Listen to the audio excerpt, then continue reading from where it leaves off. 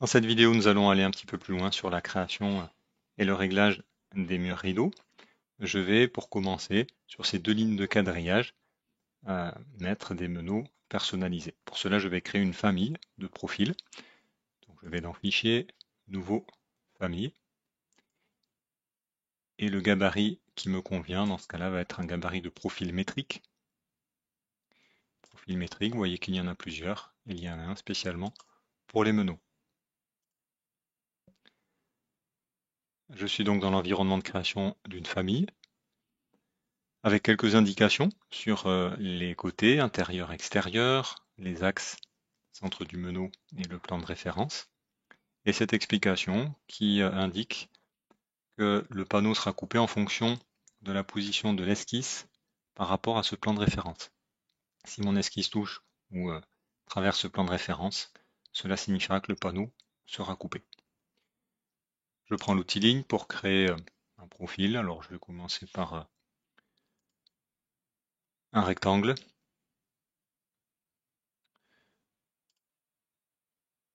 Voilà, alors quelle dimension va-t-on prendre? Allez, je vais placer celui-là par rapport à l'axe 75, nous sommes en millimètres, puisque nous sommes dans la création d'une famille. Je repositionne ma cote temporaire pour mon deuxième trait. Je vais mettre 70 et en largeur 50, ce sera très bien. Je vais le repositionner, déplacer, je prends le milieu, voilà. Et je vais compléter ici par une ellipse, une demi-ellipse, créer ligne, voilà, ellipse partielle, un premier point, un deuxième point, et je donne ici l'étendue 100, ça me va très bien. Et je supprime ici cette arête qui ne me sert plus.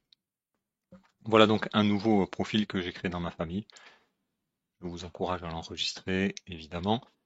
Pour cet exemple, je vais juste directement le charger dans le projet. Vous connaissez maintenant bien ce rappel, je n'en ai pas besoin. Et je vais venir mettre des meneaux. Je vais donc ici dans Meneaux. Pour l'instant, je n'ai pas mon profil puisque je n'ai pas créé de type. Je vais donc modifier le type, le dupliquer.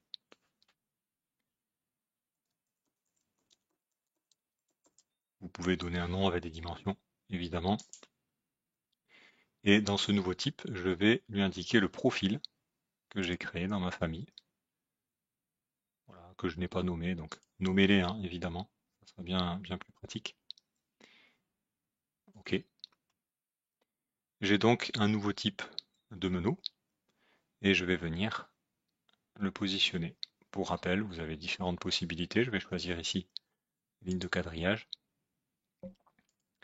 et celle-ci. Alors, ce que j'aimerais, ils sont bien positionnés. Vous voyez, c'est bien le profil que j'ai créé. Impeccable. Ce que j'aimerais néanmoins, c'est que ces meneaux soient continus. Je vais donc ici cliquer sur celui qui est à l'extrémité, en choisir un, et j'ai la possibilité de sélectionner sur la ligne de quadrillage et de rendre continu. On voit qu'il a la priorité maintenant sur les meneaux verticaux qui sont coupés à leur tour. Même chose pour celui-ci. Je vais sélectionner sur la ligne de quadrillage et rendre continu. Impeccable. Alors j'aimerais quand même que mon cadre, lui, ne soit pas interrompu. Donc je vais sélectionner un meneau, clic droit, sélection des meneaux externes, rendre continu.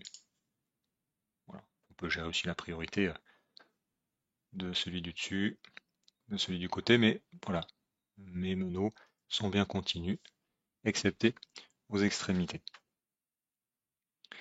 Voyons maintenant comment remplacer des panneaux. Alors je vais pour cela rajouter un quadrillage de mur rideau, et placer un nouveau quadrillage. Alors par exemple, voilà, tous sauf sélection. Voilà, peu importe la hauteur, donc il me propose toute la ligne, sauf celui que je sélectionne. C'est donc bien ce quadrillage ici. Sur ce quadrillage, je vais aussi mettre un meneau. Alors on va repasser sur rectangulaire, très bien. Ligne de quadrillage, impeccable. Et je vais changer les panneaux qui ont été créés, puisqu'il y a une séparation. J'ai bien des panneaux en bas. Je vais donc sélectionner ces panneaux. Alors nous avons aussi pour la sélection des panneaux plusieurs possibilités. Je vais par exemple prendre le long du quadrillage horizontal et désélectionner ce panneau dont je n'ai pas besoin. Et je veux agir sur ces panneaux, mais vous apercevez que c'est grisé, en tout cas estompé. Je n'ai pas accès à cela parce que ces panneaux sont verrouillés. Je vais donc les déverrouiller. J'ai accès maintenant à mes différents types de panneaux. Je retrouve celui qui est installé et je retrouve des murs. Alors je ne vais pas m'embêter à créer un nouveau type de mur, je vais prendre par exemple celui-là, très bien. Et je vois que mes panneaux prennent maintenant le type d'un mur qui existe dans mon projet. Occupons-nous maintenant de ce panneau. Je vais lui aussi le sélectionner. Si je n'y arrive pas bien, touche Tab. Je le déverrouille, soit dans le ruban, soit ici. Et lorsque je déroule, nous avons vu qu'il y avait des panneaux, qu'il y avait des murs, et je m'aperçois qu'il y a aussi des menuiseries propres aux murs rideaux qui me sont proposés.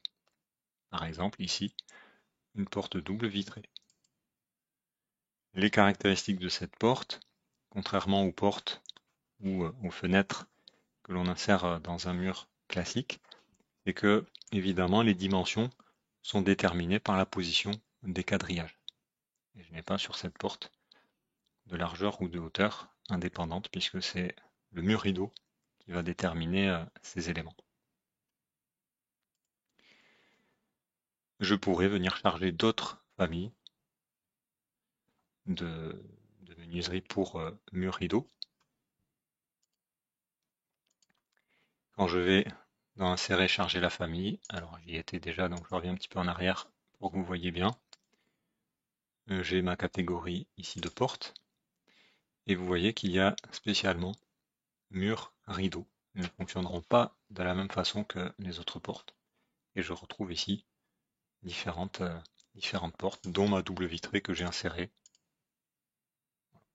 Donc je n'en ai pas besoin, annuler.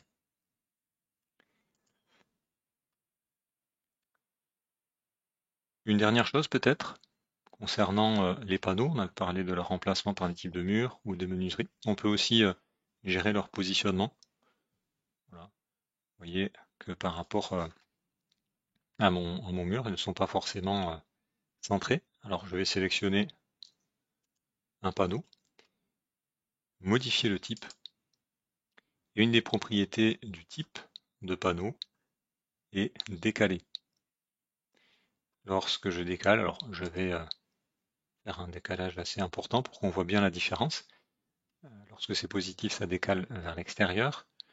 Je vais aller décaler de 5 cm, donc aller en négatif de moins 0,25. J'applique. Et vous voyez que les panneaux sont repositionnés. Donc on peut bien gérer ici le positionnement des panneaux par rapport à l'axe de notre mur rideau. Nous avons donc vu la création et l'application ici de profils de meneaux personnalisés, le remplacement des panneaux par des types de murs ou par des menuiseries qui sont créées spécialement pour les murs rideaux. On peut donc avoir une grande personnalisation des murs rideaux et créer des ensembles assez complexes.